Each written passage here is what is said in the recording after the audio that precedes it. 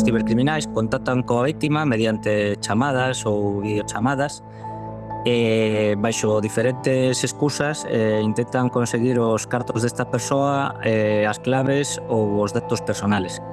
Neste caso, o que querían obter eran os cartos. Para enganar a víctima, o que fixeron foi utilizar logotipos e imaxes da Garda Civil. Temos que recordar que os organismos oficiais nunca van a solicitar pagos ou transferencias por videochamadas, nin por teléfono, nin por mensaxería. Se isto ocurre, trátase dunha estafa, ten que colgar a chamada.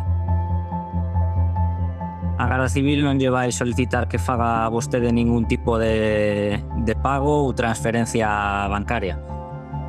Nin a Garda Civil nin ningún organismo. Ten que desconfiar sempre deste tipo de mensaxes, chamadas con tono urxente ou emocional. Ante calquera duda pode chamar o 062.